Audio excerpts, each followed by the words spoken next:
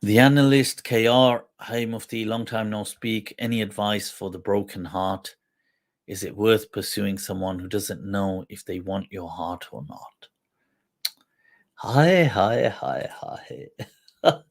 People, the analyst KR, the analyst people. This is asking the question. हम जानते तो इश्क न करते किसू से ले जाते खाक में इस दिल को हमारे साथ. This that is a line of Mir where he says that. It says, what is it that हम जानते तो इश्क न करते किसू के साथ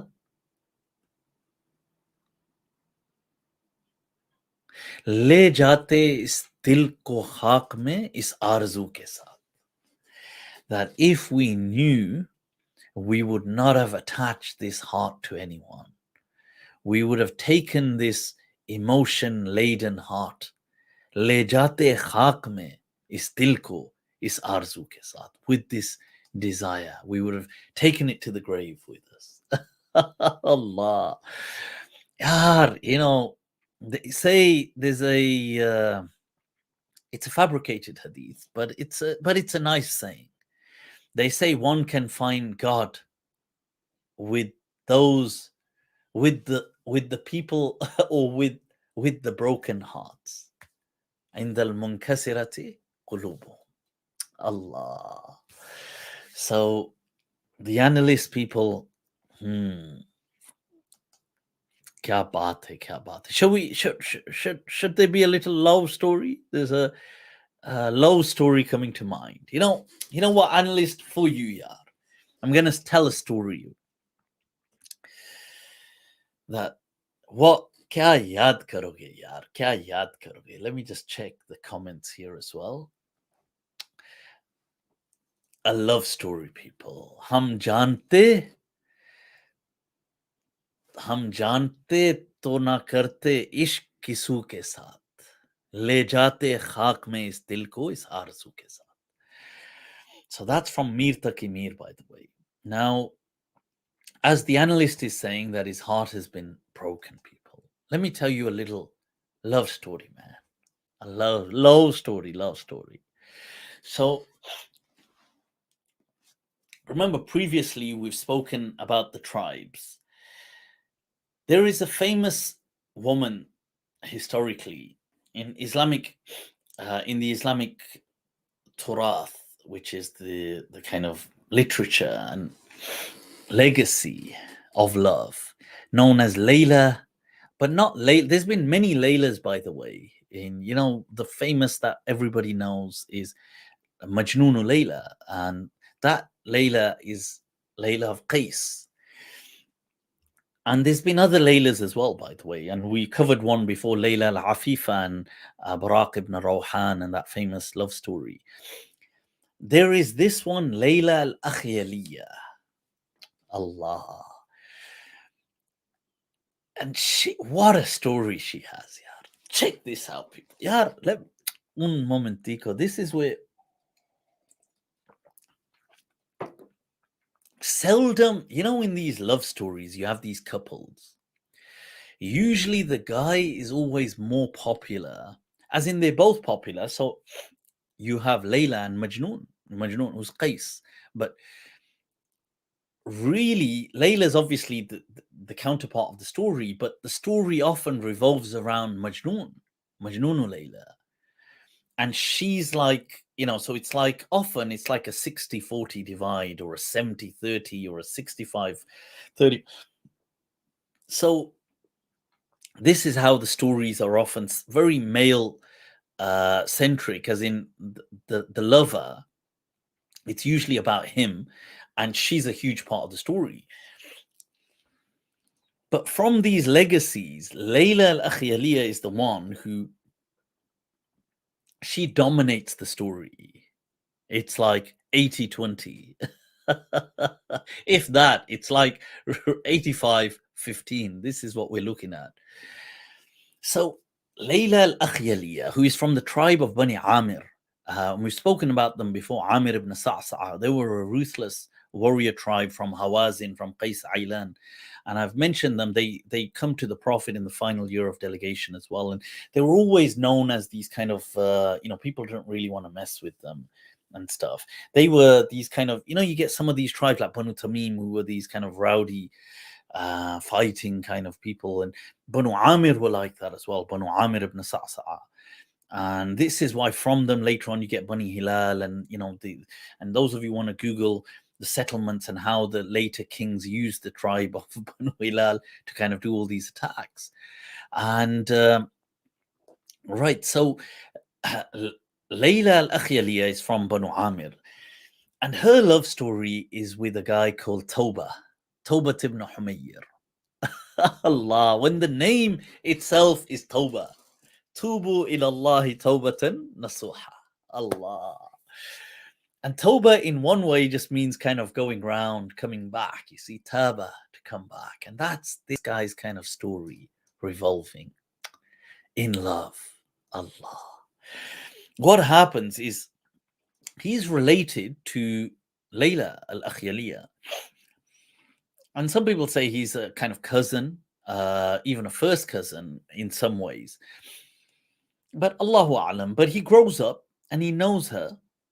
But as people wonder, they come back, and as he's reacquainted with her, he realizes that Layla al-Akhyaliyya, they call her al-Akhyaliyya because one of her grandparents was al-Akhyal.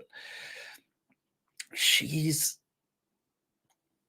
grown into this, this mesmerizing, hypnotic, with hypnotic beauty, this absolutely, just wow, beautiful kind of young woman. So he comes back. He's been on his wanders, as people often did, and he sees her, and he's kind of like, wow, kya baat hai yaar. It's like, yeah, and he's somebody that had, you see, there was a custom that the Arabs used to have, is when people would go off on sometimes these kind of voluntary military campaigns, they would go off and join these kind of expeditions and come back. And when this kind of platoon or the people of the tribe, these kind of ex-soldiers, so to speak, were returning, the whole village would kind of gather up outside to kind of welcome them. And this is what's happening on this one occasion. And Layla al-Akhyaliyya is out there. And all the people like, hey, they have this kind of homecoming kind of do for people. And he sees her and he's like, wow. And he's besotted. Can't get her out of the heart, man. Yeah. And so he can't seem to get over her. So he reaches out to her. And as on some occasion, the flame reciprocates, Allah, and shines back with a brighter love. So he connects with Layla, and they both become kind of besotted with each other in love. And as one falls in love in that day and age, what they would often do is say poetry. And the Arabs had one of the worst customs back then, that in human history, that if you'd said any ghazal about a girl, that family would refuse to marry her to you. So Tawba comes to propose for Layla, and some of his ghazals have kind of been circulated. So the dad refuses. Says, Kalla wa hasha. So he refuses, he's stubborn. And Tawba, obviously, he's thinking, what the hell? He tries a couple of times. He gets really, and they say that, you know what? We're going to make a point of this. We're going to marry her off. And they marry her off to someone else. Yaar, kya zulm hai yaar? To zalim dunya, papi sansar. These cruel, heartless people, huh? So they marry her off to someone else in the, in the tribe. Tawba is heartbroken, and he becomes a su'luk. And I've explained su'luk previously is one of these people who disavows themselves from any tribal allegiance, and they just kind of wander on their own. And he's a very brave person, as I mentioned before. He's one of these people. He's a poet as well. He says some poems, and he's a su'luk. And the su'luk often, they become these Robin Hood people. They at times kind of rob the rich and distribute to the poor, and the nature of people that did that were often very brave, kind of courageous people anyway.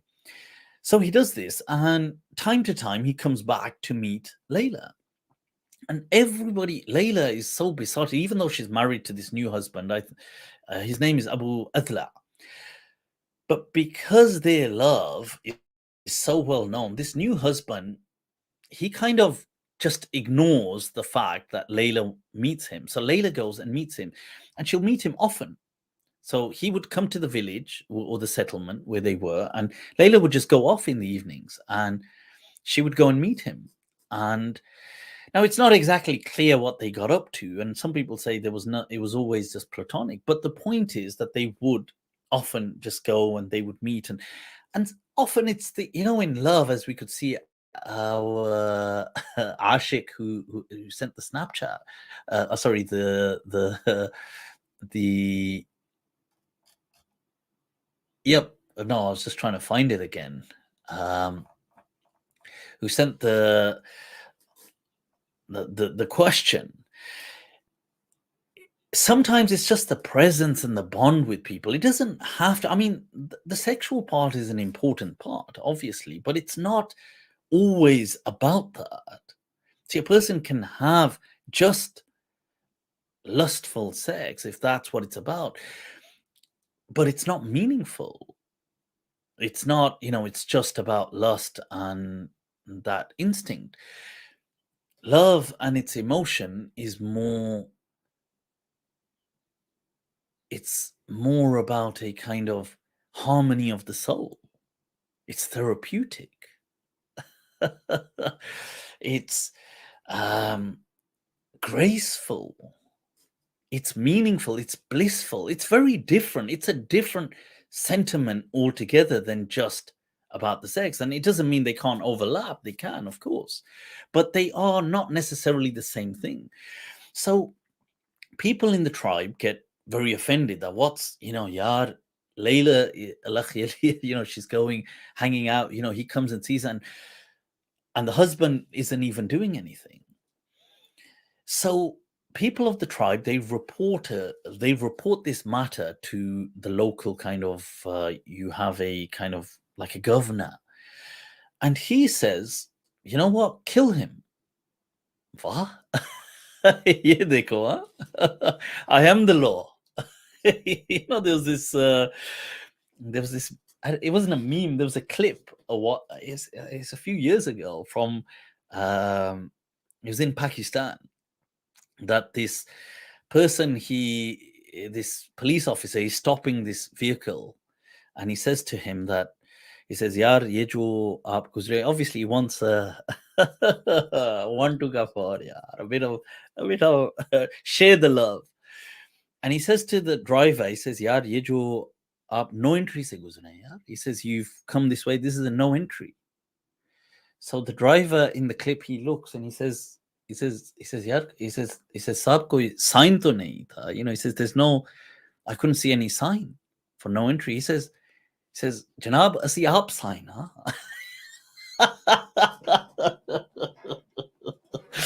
He says, "We are the sign." Samjha karo, yaar. So this governor, he says, "Asi aap sign, huh?" We are the law. So he says, "Yeah, just kill him. Kill Tawba next time he comes." So they lay out a trap to kill Tawba. Now Tawba doesn't know, and he's on his way. Meeting over here, meeting. And he's on his way, dashing, cologne, shalom, ready, tip top. And so Layla thinks, damn. And what they've done is they've got certain people with bows and arrows hidden, that when he comes to this point, just, and they're obviously hiding, so he doesn't know. He's not expecting it. So Layla comes out to the place where these people were hiding, or let's say there's a place where she's meant to meet him close to, but she comes close by. She's not at that spot, but she's at a distance, and she just stands, and she removes all her hijab, and she stands there. She was a very brave woman, by the way. This Layla is one of the, if you're looking for a a female archetype of Islamic history, wallahi, you really need to. This is somebody I encourage you to read up on. She's very courageous. Obviously, her whole tribe were a bit like that. They were these kind of, strong-minded people, and she was like that. And there's many stories about her, by the way. She was born in the time of Umar ibn al-Khattab, I believe, radiallahu anh. She was just a toddler then, but she she has stories where she will go to people like Muawiyah when he's the caliph, and she's one of these very proud, like, strong women. You don't mess with them. And so she comes and she tears off her hijab and stands there. And Tawba is coming, and he sees that. And he realizes this ain't right, like something's not right. And he realizes that this yaar kuch. And he turns and he's out of there. And he says in his poem as well, he says, Kuntu idha ji'tu Layla. He says, Kuntu idha ji'tu Layla tabarqa'at. He says, whenever I used to come to see Layla, she would wear, because she would come out in the night to meet him, she would wear this kind of burqa to cover, and obviously she'd sneak out and meet him. He says, Kuntu idha ma ji'tu Layla tabarqa'at. فَقَدْ رَابَنِي مِنْهَا الْغَدَاةَ سَفُورُهَا. He says, but today when I saw her uncovered in the open, it freaked me out that something ain't right. It unsettled me. And this actually saves his life. He goes off, and then she has issues with, obviously, her husband. Eventually he divorces her. Somebody else marries her. See, this is it. In that day and age, obviously, maybe she could have just gone off with him, but because he had adopted this nomadic lifestyle, and it wasn't easy just boycotting your whole tribe back then. Even if you were strong, where do you go? Where do you live? How do you live? As a family unit, it was difficult. And so she gets married to a second husband, and she lives a very long life. And during her she comes to learn that Tawba, as he's kind of just really heartbroken, as our Bechara questioner was heartbroken, he roams different cities and he joins battles, because you get sometimes these people who have this fury in them and they want to channel that rage. And they don't know. And, like sometimes you go to the gym or some people, they go into sports. They're going to fighting because they have this rage in them that they want to channel it through a channel. They don't want to just explode on people. And in the past, they used to do that as well in their own way. What they would do is they would go and sign up to an expedition and just go and fight. And they had this. So this is what Tawba did. And in one of the expeditions, he's killed. And he dies whilst Layla is relatively young. And as in, she hasn't, she may have been, I don't know, maybe in her late 20s or something. And he dies. And so it really breaks her heart to learn this. And she says these eulogies for him that are epic and deemed some of the most amazing poetry. She says, one of the days we'll bring them up, but there's one where she begins that she says, Ya aynu bakki, Tawba ibn Humayyir, بشح كفيض الجدول المتفجر. She says, to her eye that cry over Tawba ibn Humayyir, like this, like when water is gushing forth like that, unleashed. And she says all this kind of amazing poetry dedicated to him. And she forever, even though she obviously marries, and people say she has children as well, but she's forever devoted her heart. فَمَا الْحُبُّ إِلَّا لِلْحَبِيبِ الْأَوَّلِ. Allah. Love is for the first love. Allah. She's always dedicated to him. And she praises many people, and she has this huge reputation. She's widely known. Layla al-Akhyaliyya. She was incredibly beautiful as well. And not just, see, where you have beauty, but you have confidence. And you'll have people that carry themselves and courage on top of that, and wisdom and poetry, eloquence. I mean, that's like a miracle. And that personified was this Layla al-Akhyaliyya. And I mentioned she would approach caliphs. She approached Muawiyah, and she said these poems about him. And he was really impressed with her, and he gave her gifts. She went to Hajjaj. Hajjaj used to be so almost besotted with her. He used to be so, and we spoke about Hajjaj, mentioned him earlier.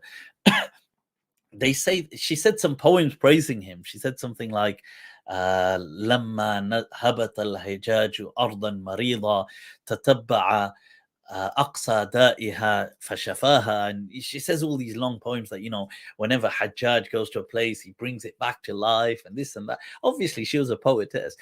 They say Hajjaj would never, he was this grumpy, miserable kind of, he's like a Hitler kind of guy. I mentioned he was like that Attila the Hun. But they say the only person he would light up for was Layla al-Akhyaliyya if she came to visit him. They say he would get up and he would be so like all around her like a puppy. And she would just go there occasionally, and she would just kind of just check in, and she would sometimes say a poem, and they used to obviously give her all these gifts. And sometimes she would say some concerns about the tribe and stuff, and she was very outspoken. And now you've got prestigious people speaking about her. And this is what Hajjaj, he was put in place, as I mentioned earlier, by Abdul Malik ibn Marwan. So Hajjaj was besotted almost with her, that this news reached Abdul Malik. And you have to remember now, years have passed by. See, because by this time, Abdul Malik rules for a substantial time as well. So years later, she's old. She once comes to the royal court where Abdul Malik is. And he says, "Oh, you're that Layla al-Akhyaliyya, ain't you?" And she says, "Yes." And he's obviously heard loads about her. Come on, everybody knows about her. And Hajjaj, all these people are besotted with her. But she's an old woman now. And he looks at her and he says, "ما الذي رأى فيك توبة حتى عاشقك?" He says, "What is it that Tawba saw about you that he fell in love with you?" You Abdul Malik, huh? So she says, "The same thing Muslims saw in you and made you their caliph." Allah. She says, "ما رآه المسلمون فيك وجعلوك الخليفة." And he's kind of shocked by what the hell? He's kind of a bit offended, but at the same time, her courage. And then some people say, she kind of covered it by saying, when he said, like, "What do you mean by that?" She said, "Courage." Obviously, you can't see courage, but courage. But this is this person, Layla al-Akhyaliyya, and a love story. And it doesn't end here, people. This is what we're going to seal it with. Check this out. Tawba had said a poem about her during his lifetime. He was a poet as well, not as good as her, by the way. He said about her in a poem, he said, "Lo anna Layla al-Akhyaliyya sallamat alayya wa duni turbatum wa safaihu." Says, if Layla came and gave me salam, even if I was under the soil and rocks,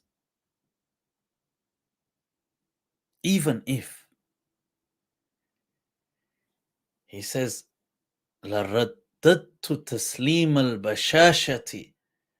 Uh, he says, he says, لسلمت تسليم البشاشة أو زقا, or in some أو he says that I would have returned such a salam. صدم من جانب القبر صائح. That لسلمت تسليم البشاشة أو صاح صدم من جانب القبر صائح. That I would have given her such a salam that he's saying that if she came to me, and basically even if I was dead and she gave me salam, I would have returned such a salam of bashasha, of like such a positive, like passionate salam. And she would have seen the salam coming out of the grave. This is his thing to her. He says that لو أن ليلى الأخيلية سلمت علي ودو he says ودوني تربة وصفائح لسلمت تسليم البشاشة أو صاح إليها صدم من جانب القبر صائح. Now, keeping that in mind, she's an old lady. As it happens, years, it comes, there's an occasion where her family, that extended family, are all traveling. And she happens to be traveling, and they're going far out, and they go through some of Persia, that land. And while she's going, she's told this is where Tawba died, and he's buried there. So she insists, I'm going to go visit his grave. And the family tell her, what the hell's wrong with you? Have you still not got over him? And she insists, and she's a strong woman, they can't stop her, and they're like, whatever, just go. So the family kind of are holding back, and she goes, she's on this horse, and she's going up to the kind of camel, up to the kind of tombstone, and they've got horses, camels, and she's going up to this tombstone. And she stands there, and she's on horseback, and there's this tomb of Tawba ibn Humayyir. And she says, Assalamu alaikum, ya Tawba. And she greets him. And then in a moment of confusion, she says, didn't you say, لو أن ليلى الأخيلية سلمت علي ودوني تربة وصفائح لسلمت تسليم البشاشة أوصاح إليها صدم من جانب القبر صائح. Didn't you say that you would return? And then she says it again. She says, Assalamu alaikum, expecting almost a reply. And then she says, Ya Tawba, won't you return my salam? Now, when this is happening by the grave, the tombstone, there's these bushes and things that are obviously, it's out there in the wild, it's not well kept. Spectators said that there was an owl that had kind of nested there, and it's behind the kind of tombstone. There's these bushes. So as she's standing on the horse saying this, the owl is kind of alarmed, and it flies out and it spreads its wings, flutters. So as she's standing there, she just hears a fluttering and something rising from the grave.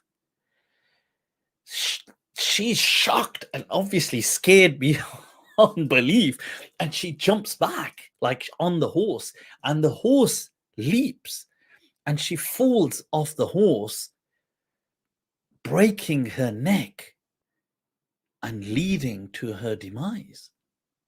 She dies right there. And the family that had held back, they see this. They come to her, and she's already dead. And they bury her next to Tawba.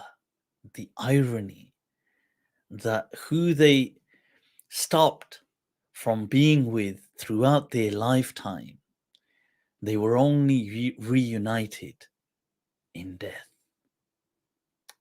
अब के हम बिछड़े तो शायद कभी ख्वाबों में मिले, जिस तरह सूखे हुए फूल किताबों में मिले.